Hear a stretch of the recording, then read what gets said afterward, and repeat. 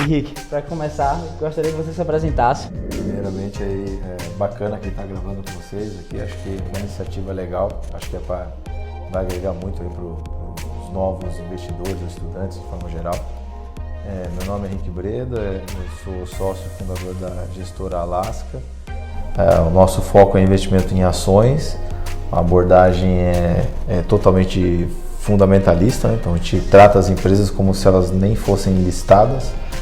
A ideia é comprar participações patrimoniais e tentar ser remunerado ao longo do tempo por isso, seja via distribuição de dividendos ou aumento de valor da companhia.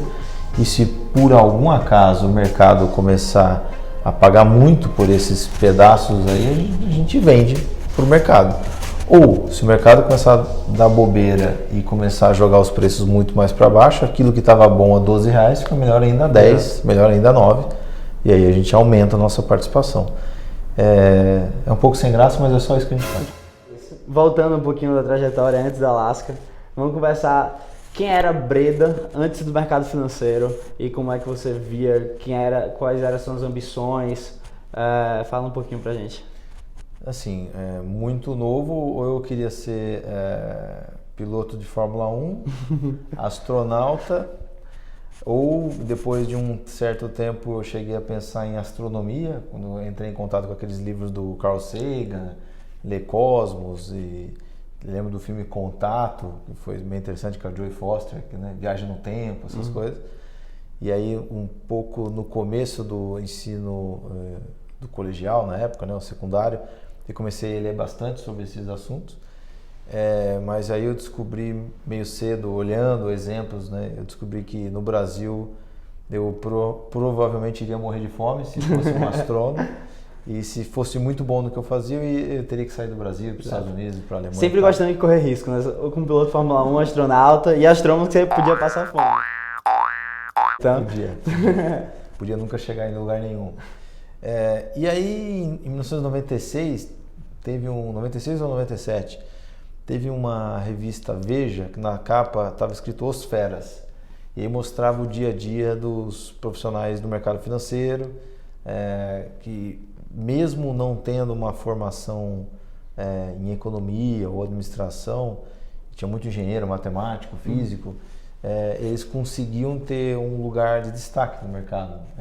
Na época, acho que eram corretoras, bancos, esse tipo de coisa.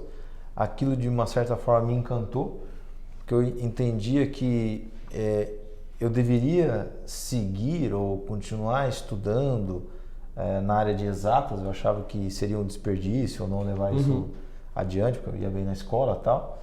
E também era uma forma de conseguir ganhar dinheiro com isso, né?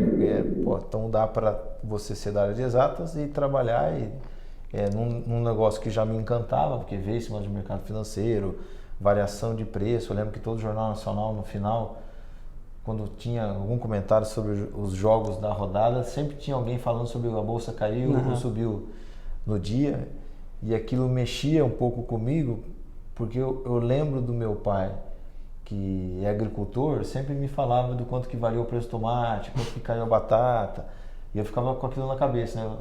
Variações de preço. Como é que varia? Né? Quanto que varia? Como que é esse negócio? Então não é só tomate que varia, né? Tem um tal de bolsa que varia.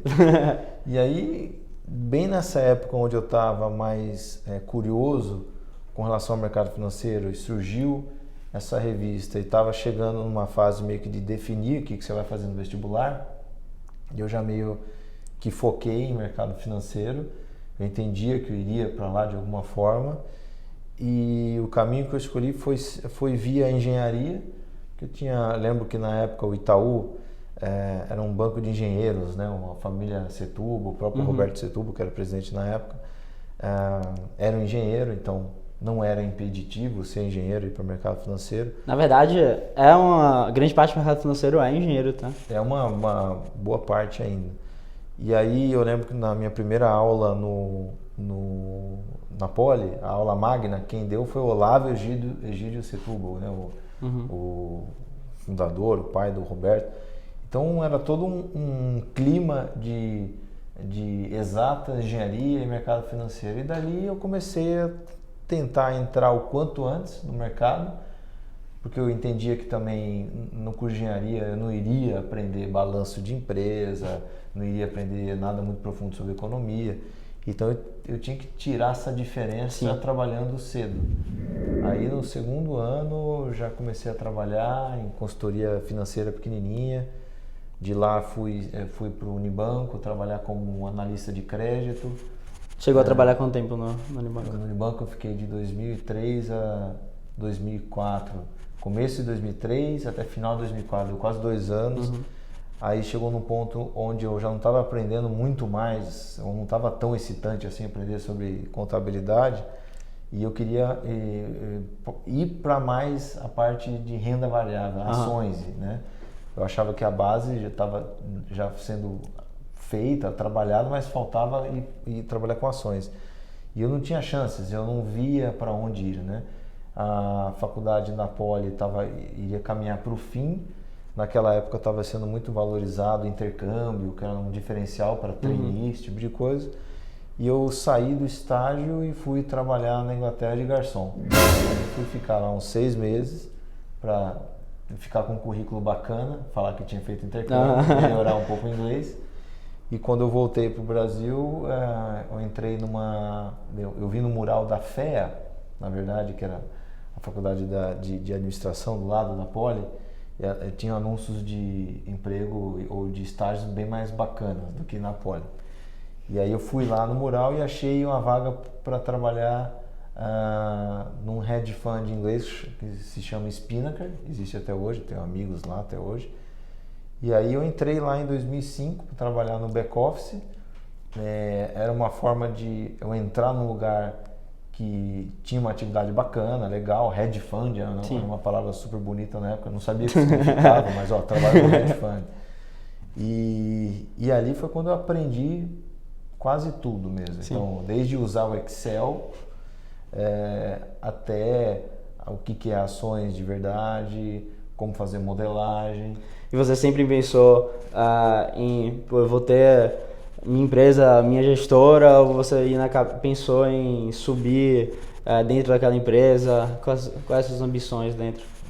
Na verdade, eu nem pensava nessas coisas. Sabe o que acontecia? Eu queria trabalhar num lugar legal. Legal não significa grande, eu queria nada disso. Eu queria ter uma atividade que me desafiasse, queria ir para renda variável, eu queria ter contato com esse negócio de ações. E para mim, o que mais importava era se eu estava aprendendo, se estava legal, se estava me entusiasmando. Né? É óbvio que ganhar dinheiro é legal pra caramba, se você fica ansioso, quanto que você vai ganhar, bônus e tal, mas eu não me preocupava tanto. O aprendizado era mais importante. Eu achava que era mais importante porque o que eu iria ganhar naquele semestre ou naquele ano, pouco ia importar perto do que dá para você ganhar se você for bom nesse negócio.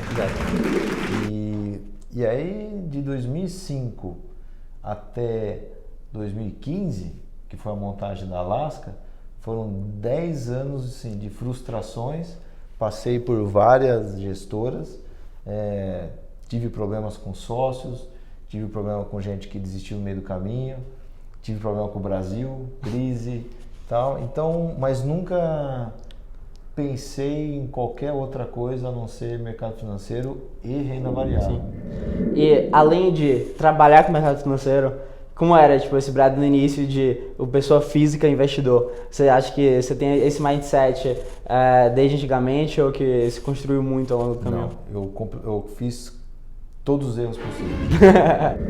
Aí, na época que eu era estagiário ainda, esse tipo de coisa, eu lembro que o primeiro salário que eu recebi no Unibanco, eu torrei tudo em opção de Globocabo, Plim 4, né? Porque você é muito novo, você acha que com opção você vai ficar rico logo. Então, ou é opção ou day trade? Então eu já perdi tudo na primeira. Aí na segunda tentativa eu perdi tudo de novo. Aí eu já comecei a ver que opção era um negócio que tinha que tomar cuidado, né? E aí eu já comecei a olhar isso com mais cuidado, não comecei a não ficar tão excitado assim com opções.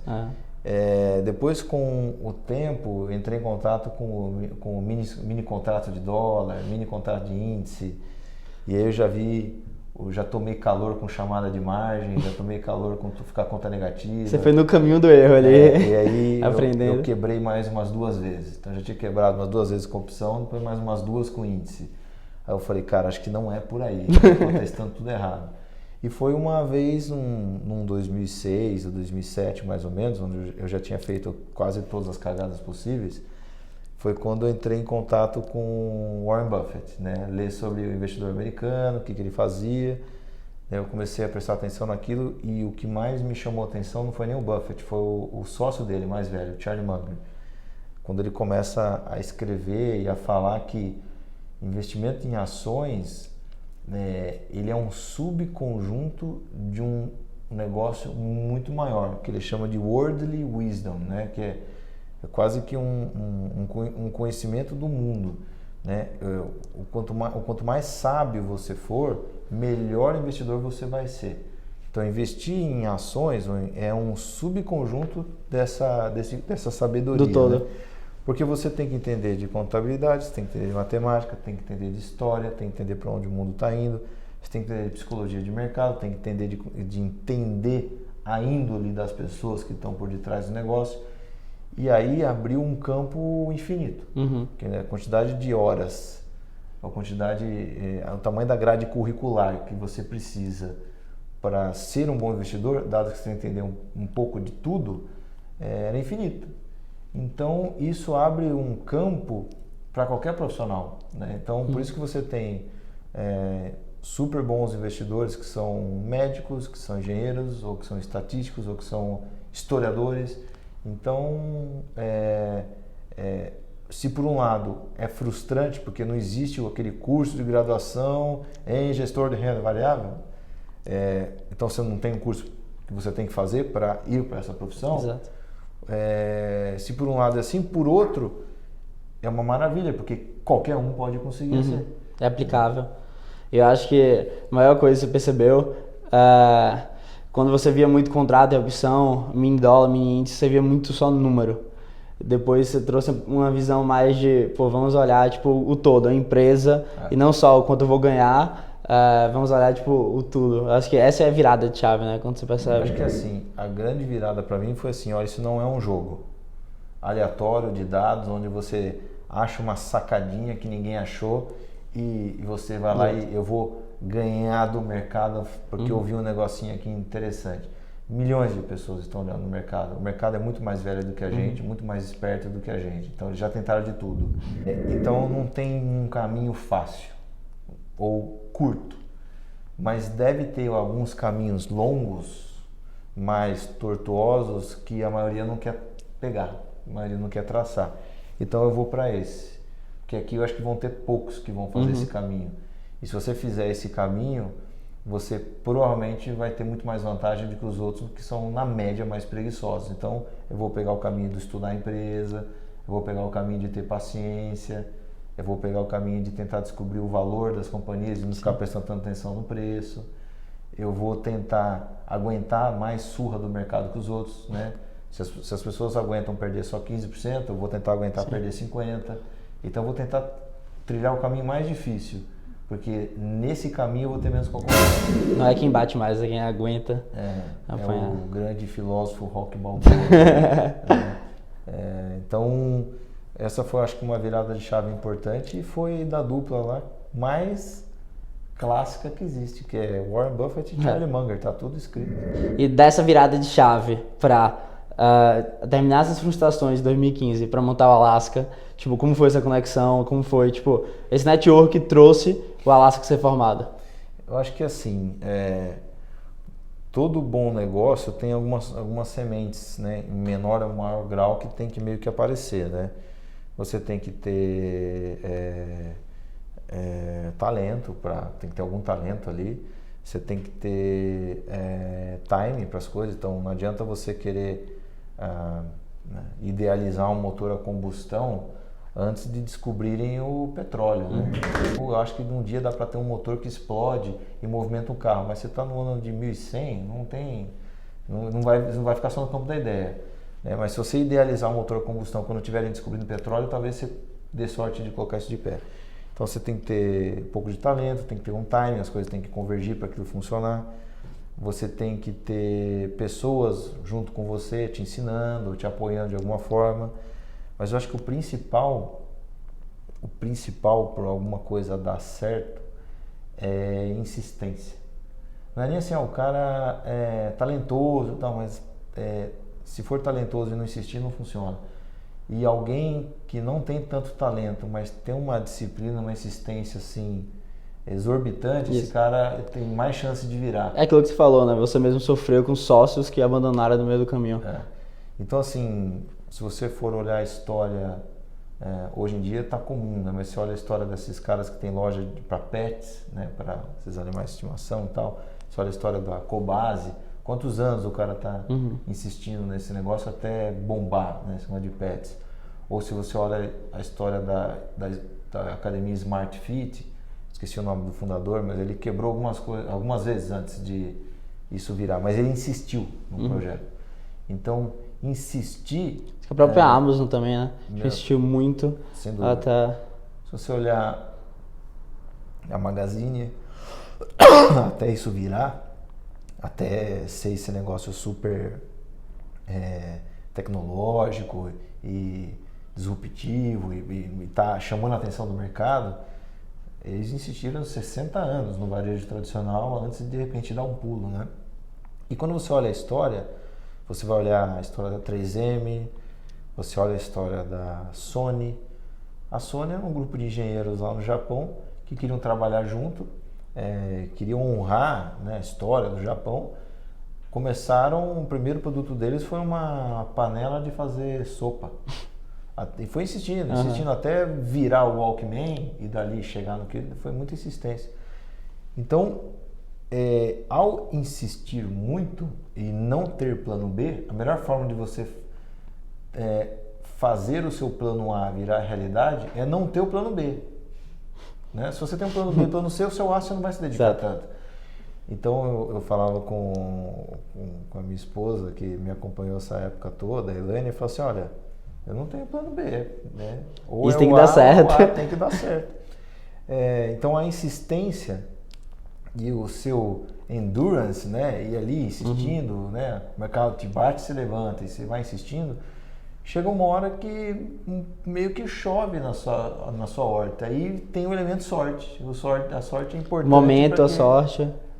Foi quando eu encontrei, depois de muitos erros, eu encontrei os sócios certos, que foi o Luiz Alves, o Ney, o Mestieri, a Ângela, que já estava comigo desde 2010, insistindo nesse projeto.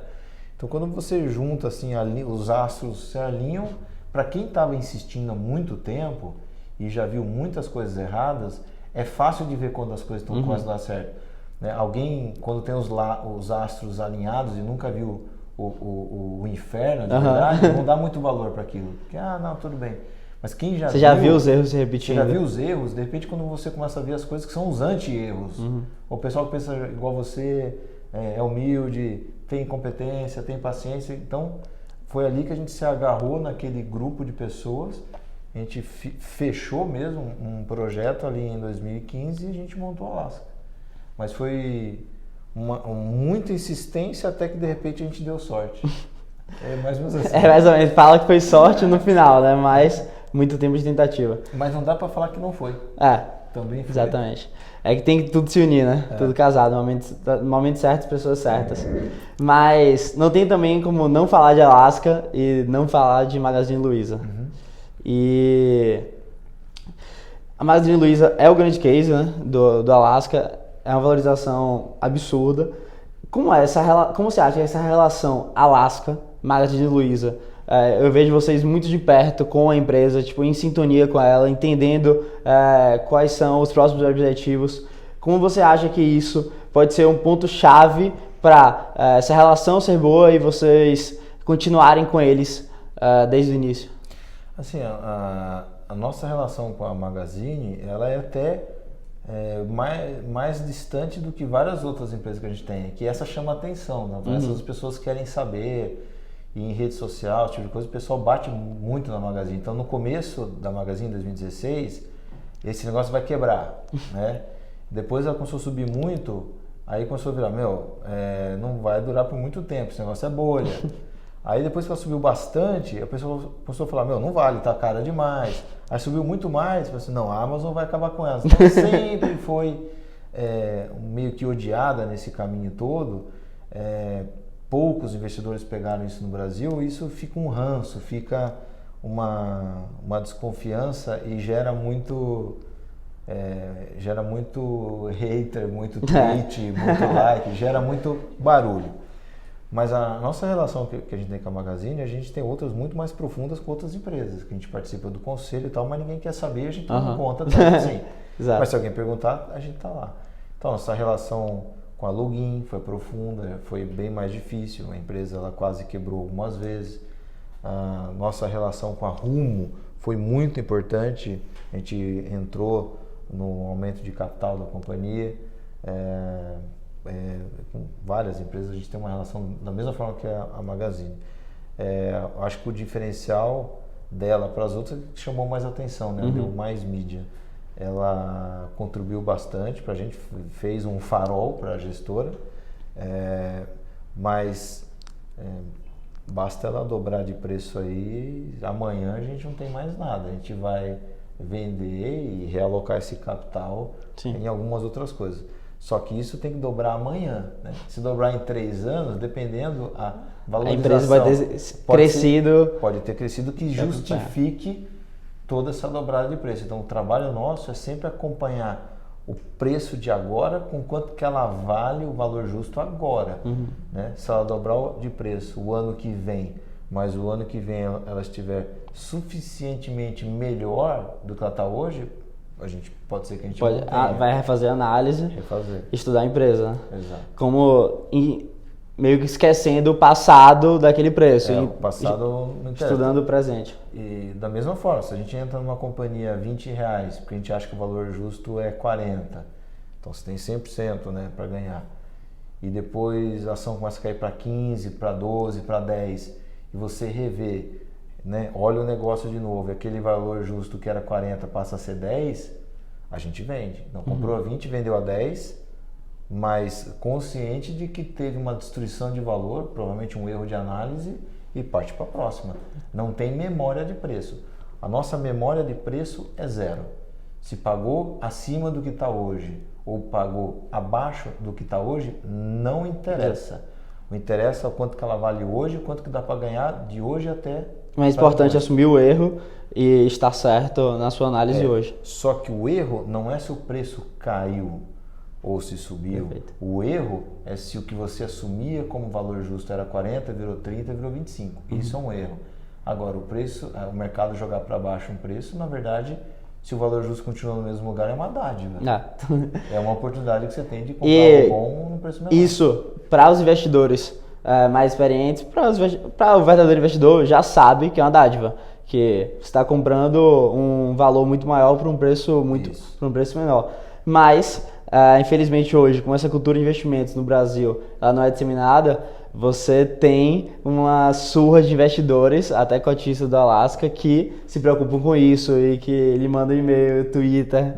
Então, como você acha que essa relação do brasileiro com a Bolsa de Valores, e você entende que essa relação está progredindo, e essa relação dos investidores com a Alasca, como é que você trata isso? Eu acho que assim, está evoluindo, está longe de ser o que a gente imagina como o ideal, mas eu acho que já melhorou de uns 3 anos para cá consideravelmente, né? Já tem um estoque, um grupo de investidores do Alasca, que a gente já sabe quem são, é identificado, a gente olha, eles ficam de tocaia o ano inteiro até o momento onde tem 2 ou 3 meses negativos, eles entram em peso. Já entenderam que a cota boa é aquela cota que caiu. É como se fosse um preço de ação normal. Enquanto isso, existe uma quantidade grande de investidores que fica preocupada quando a cota cai, né? E aí, o que está acontecendo? Liga, se interessa. Quando, na verdade, todo o interesse, toda a preocupação deve ser constante, né? E se você é um investidor, por exemplo, um acionista, você é um acionista da Klabin, por exemplo, controlador, o acionista relevante lá, e eu te pergunto, e aí, como é que a Klabin está? Você vai falar, não, exportou tantas 1.000 toneladas de embalagem esse trimestre, a empresa está expandindo a produção num novo projeto, o Puma 2, a gente conseguiu um financiamento de 9 bilhões de reais a um custo de CDI mais 1,5, a gente trocou o chefe de operações de uma planta aqui no sul e tal. Você vai me vir com esse papo. Agora, se você é um comprador de ações raso, eu te pergunto, e aí, como é que tá a Klabin? Puta, a Klabin caiu 30% esse mês. Muito bom. Muda totalmente o enfoque. É aquilo que a gente estava falando, né? Aí eu te falo, eu não quero saber do preço da companhia agora, eu quero saber o que está acontecendo com a companhia. O preço o mercado joga para cima ou para baixo. Então, assim, no curto prazo, o que define a sua rentabilidade é quanto o preço caiu ou subiu. Uhum. Mas ao longo dos anos, e aí não o anos está em plural porque tem que ser vários mesmo, 6, 7, 8. O que vai determinar o seu retorno é para onde o negócio está indo. E é assim que a gente pensa, é assim que a gente gostaria que os investidores pensassem também. Só que cedo ou tarde isso vai acontecer. Porque o que acontece? Se a pessoa está olhando só a variação no curto prazo, ela normalmente é uma pessoa mais medrosa, né, que fica receosa, então ela tende a investir depois que o fundo anda, porque ela precisa ver para crer. Aí tem o janeiro positivo, fevereiro positivo, março subiu para caramba, a pessoa vai lá e investe. Depois que subiu muito, o fundo vai cair, né? É normal, o fundo vai vir, vai corrigir. Essa pessoa não aguenta 30, 60 dias de queda e ela sai da base. Ela sai brava com o gestor, sai brava com o mercado, fala que... Brava com a corretora que ações é coisa de jogo, é coisa de cassino. Ela é espirrada do sistema e ela não fica. Então, o próprio movimento volátil do mercado tira e joga para fora o cara que é de curto prazo e ele fica retendo e enriquecendo quem tem cabeça de longo prazo. Então, a gente acha que um produto mais volátil, né, um produto que sacode mais, vai expurgar esse tipo de cliente. Tem um poder de educação muito maior. Sim, perfeito. E é uma coisa que a gente sempre fala para nossos seguidores, porque sempre perguntam, né, tipo, pô, como é que eu vou começar em renda variável? E aí a pessoa já quer, sei lá, pessoa nova juntou 50, 100 mil, acabou de estar no meio da faculdade, sair da faculdade, ela quer botar todo esse dinheiro em bolsa de valores. E a gente conta pra ela que provavelmente se ela botar, ela vai perder. Porque ela vai botar dinheiro, a ação vai cair, a não ser que ela dê sorte, e ela vai querer sair porque achou que entrou na ação errada, entrou no fundo errado. Então, uma coisa que a gente sempre aconselha é, vá aos poucos. Vá aos poucos. Você vai perder dinheiro? Pô, perca pouco. Entenda a variação como se não doesse tanto em você. Eu acho que assim, na prática, você tem uma minoria que faz a lição de casa e começa aos poucos. Esse daí, ele está no caminho certo. E aí você tem os outros dois extremos, né? O cara que nunca entra e o cara que já entra de cabeça com tudo. Ainda assim, quem entra de cabeça e entra com tudo fazendo da forma errada, tem mais chance de aprender do que o cara que nunca entrou.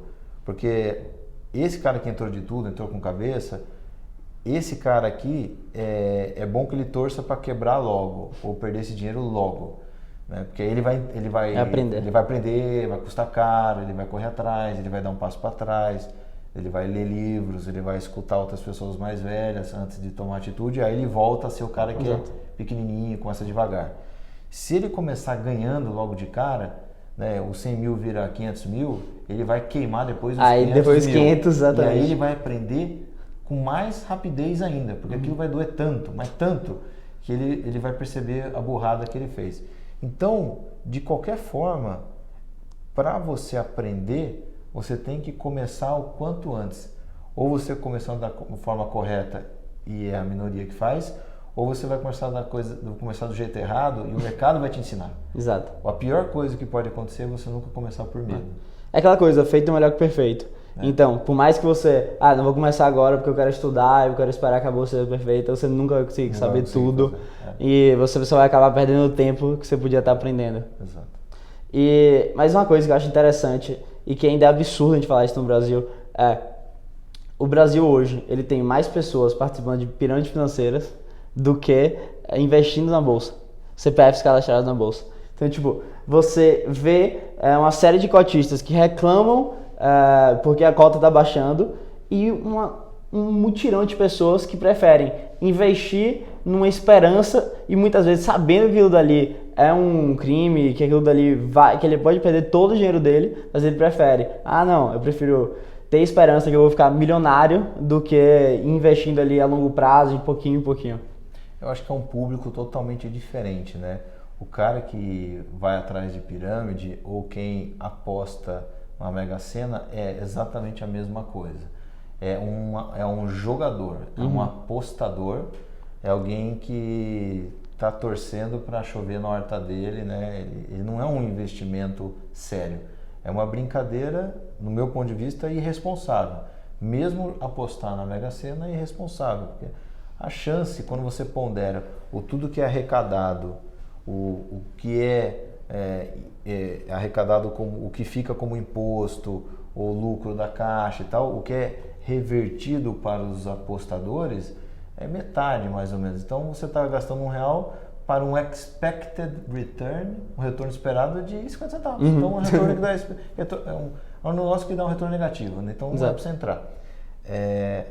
No entanto, quantas pessoas apostam na Mega Sena? Eu acho que é muito mais do que pirâmide. É a mesma coisa do que pirâmide. Então é um público que quer resolver a vida numa tacada só, quer brincar com a sorte, é uma roleta russa.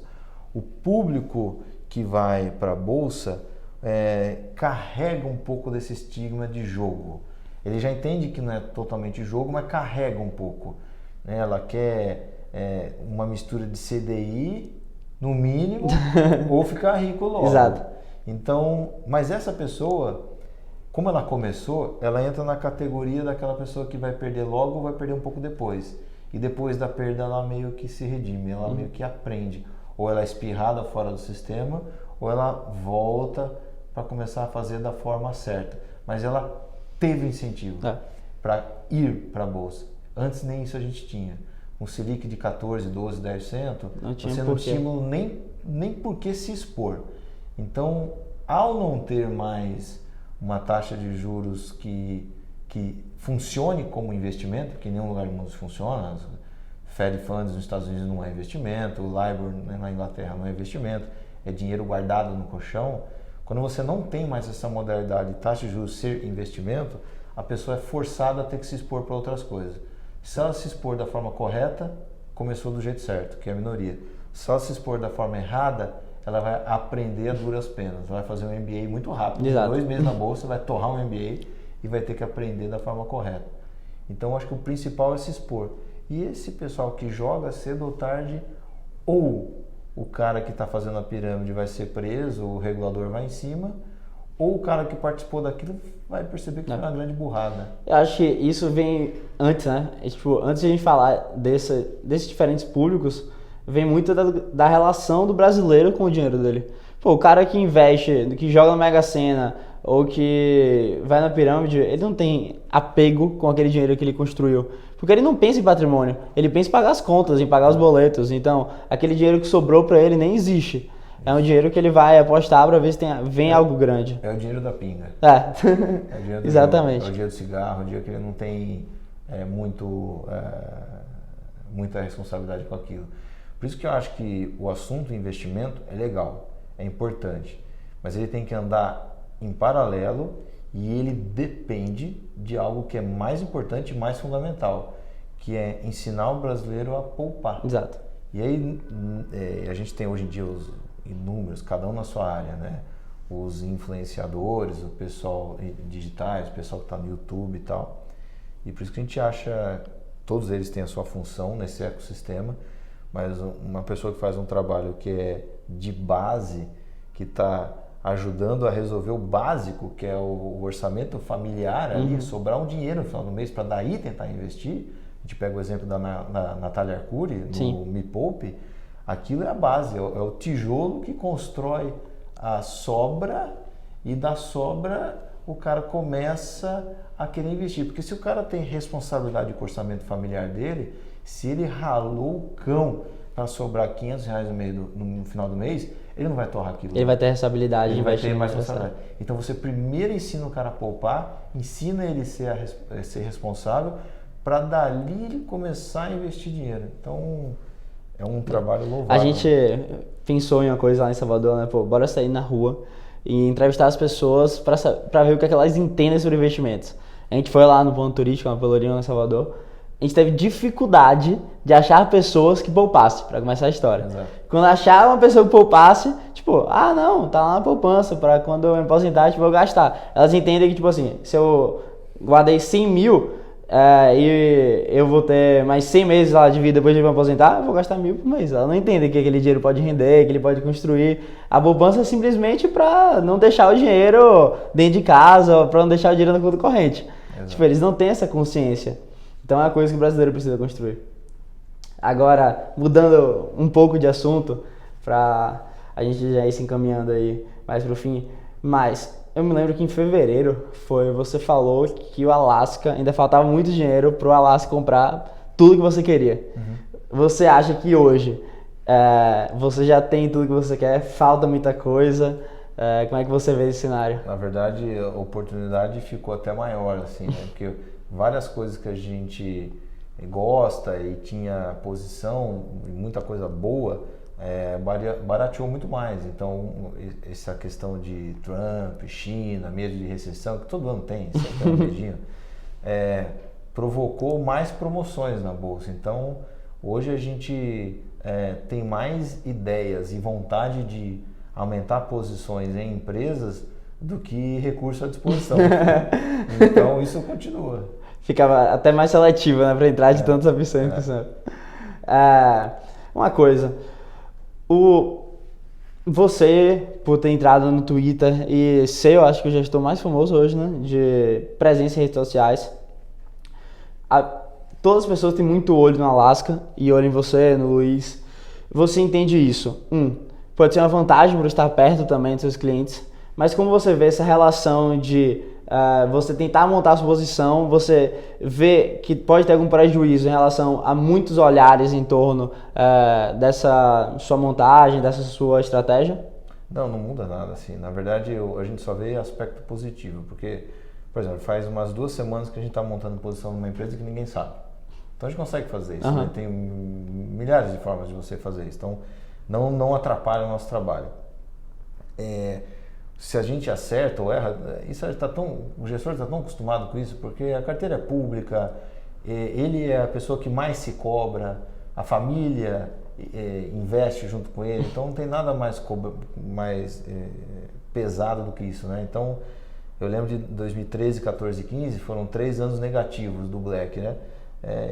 3 anos onde o Natal era complicado, eu juntava a família, era todo mundo investidor, né? E aí, esse Alasca aí e tal, então... todo mundo confiou em você, né?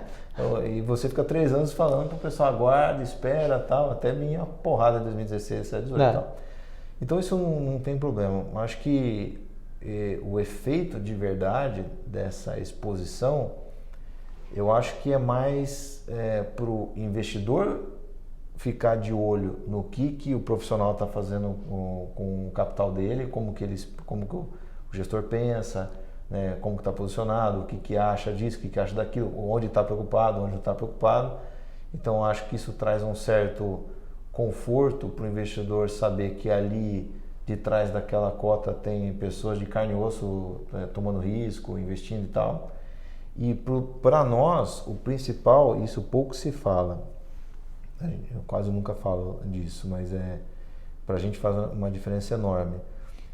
A gente tira um peso muito grande das costas, assim, porque quando você está falando o que você faz e você sabe que a pessoa sabe, né, você está mostrando para as pessoas que você está aumentando a posição em Suzano. Se o investidor não gosta ou acha que você é bobo ao fazer isso, ele sai. Exato. Né? Ou se a Suzano depois subir ou cair, ele entende que está ali dentro, que o fundo está tomando essa atitude. Então, para a gente traz conforto, porque é muito triste você estar fazendo um trabalho, a pessoa está confiando em você, mas ela não entende o que você está fazendo. Então, todo mês, ou todo semestre, todo ano, um retorno é uma mega de uma caixinha de surpresa. Né? E você vai ter medo de frustrar as pessoas, né? Exato. Então, a melhor forma de você eliminar esse risco ou minimizar é você abrir a cozinha. Você está falando qual é a sua opinião? Você tá falando, cabe a ele topar ou não. Aí ele pode topar ou não. Né? Então, é diferente de você vender um produto. Então, uma pessoa está vendendo Havaianas, a meta dela é vender tantos pares de Havaianas por dia. Tanto faz quem está comprando. No nosso caso, não é vender cota, não é ter cliente, não é... O que a gente quer ter não é cliente, a gente quer ter sócio, porque eu quero esse cara junto com a gente investindo nas companhias. Então, a lógica de atração de um sócio é diferente da lógica de atração de um cliente. Então, como que você faz para atrair um sócio? Você tem que dar o máximo de transparência possível de como é que as coisas funcionam aqui. Porque se o cara gostou, ele veio com você, de forma consciente.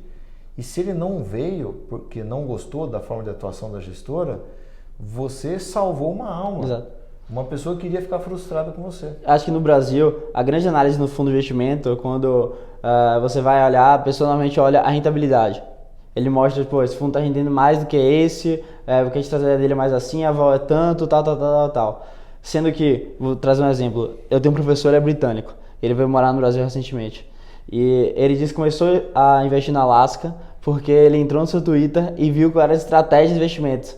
Então, tipo, ele topou aquela estratégia para ele. Então, ele não viu rentabilidade, ele nem chegou a observar nada do tipo. Ele viu, pô, eu gostei da estratégia que ele tá falando. Então, você não tá vendo número, né? De novo, você está trazendo para o que aquele realmente cara quer fazer. E aí, ele vai ver se aquela estratégia está de acordo com a dele ou não. A gente tem plena consciência de que isso é uma minoria, né? Pouquíssimas pessoas fazem essa lição de casa. Mas vamos imaginar assim, vários anos atrás isso era zero. Não. Hoje já tem alguma coisa. Se a gente insistir nessa tecla, talvez isso vire 30%. Daqui, sei lá, de repente daqui 20, 30 anos isso vira a maioria. Então, esse é o plano. E falando um pouco mais de futuro, tipo, vocês hoje têm um tamanho muito bom, tem muito a crescer, mas vocês alcançaram um patamar assim dentro do Brasil e até mesmo de educação, como você está falando, dos seus investidores, né, por essa transparência, que é um patamar muito alto. Você, tipo, ainda tem muita ambição do Alaska. O que é que você pensa? Porque tem gente que fala, pô, eu quero só esse dinheiro e vou parar. Mas você pensa mais ou menos o que para o Alaska? Eu acho que assim, o Luiz Alves, eu, o Ney, as pessoas que estão aqui, a Ângela, a gente acha que o que fica depois que você parte dessa para outra é a sua história. É o que você contribuiu, é o que você deixou para que outras pessoas se tornem melhores, né? Então você fala, por que o pessoal lembra do Einstein? Pô, porque ele veio com um monte de teoria que a física depois avançou ainda mais, né? Por que o Steve Jobs é bacana, mesmo depois de ter falecido? O que acontece? Pô, ele inventou um smartphone, hoje em dia o mundo depende disso. Então, se a gente conseguir levar o máximo de pessoas para investir em ações de forma responsável, de forma construtiva, talvez daqui a muitos anos, no capítulo da história do mercado financeiro brasileiro, tenha um parágrafozinho da Alaska. Eu acho que isso já vai deixar todo mundo muito orgulhoso. Que bom. Sem dúvidas, a missão que tem que transformar esse mundo de investimentos do Brasil, e a Alaska está de parabéns com isso. Para finalizar, um bate-bola rápido. Uma empresa que não seja Magalu. Eu tenho uma admiração enorme pela 3M, cara. Eu torço para um dia ela baratear de novo, que foi a história mais espetacular de uma empresa que eu já li, foi da 3M. Eu respondi a primeira coisa que veio na cabeça. Foram um grupo de pessoas que queriam trabalhar junto, tiveram uma ideia genial, na verdade, de comprar uma mina, que era super valiosa, na imaginação deles. E aí, quando eles foram descobrir que aquele minério não valia nada, os caras já tinham um sonho de trabalhar junto e começaram a ver, e agora, o que a gente vai fazer? Né? E começaram a esfarelar aquela mina, aquele minério, e colocar em lixa e vender lixa. Começaram a vender lixa da 3M. O CEO fundador, o principal, ficou 11 anos sem receber salário, porque ele não queria colocar em risco a companhia de jeito nenhum, até a companhia começar a ganhar atração, assim, demorou quase década, e mais de década. E depois, esse DNA de querer sempre se reinventar, fez com que a companhia forçasse sempre os funcionários e os colaboradores a inovar, né? A pensar em algo novo. E as pessoas lá têm como quase que uma obrigação a usar 15% 15 ou 20% das suas horas em projeto pessoal, seu, dentro da companhia. Então, combina com o chefe, eu quero desenvolver esse negócio aqui, eu quero desenvolver um porta-retrato flutuante, pode fazer. Nossa. E, beleza, outra coisa, cada departamento tem que ter, por exemplo, no máximo, até 60% do faturamento de cada departamento tem que ser de produtos, ou no máximo 60% no mínimo do faturamento de cada departamento tem que ser de produtos que eles inventaram nos últimos 5 anos. Então, se você não ficar inventando coisa nova, você começa a não bater meta. Então, isso força sempre a empresa a ter que inovar, se adaptar e tal. Então, a companhia tem 100 mil patentes, 55 mil produtos que eles vendem, e como pessoalmente eu gosto muito mais de enxergar as empresas como seres vivos, né, tentando sobreviver num mundo competitivo, sempre usando um óculos meio darwinista, eu acho que isso deixa uma companhia indestrutível. Na verdade, se hoje as empresas elas estão durando muito mais do que antes no topo, os CEOs duram muito mais do que antes porque o nível de inovação é muito mais rápido e é muito maior. Então, se ela já vem com esse pensamento de inovação desde antes, ela vai chegar muito mais preparada para hoje. É uma empresa que me chamou muito a atenção e ela é muito bem explorada no livro do Jim Collins, o Feitas para Durar, né? Built to Last. Acho que recomendo todo mundo a ler. O próximo vai ser um livro, então. Já recomendei. Uma pessoa. Luiz Alves. Não vou nem falar dele, né? Um herói. Breda, muito obrigado pela sua presença hoje aqui. Obrigado. Sem dúvida, foi de muitos ensinamentos. Valeu, galera.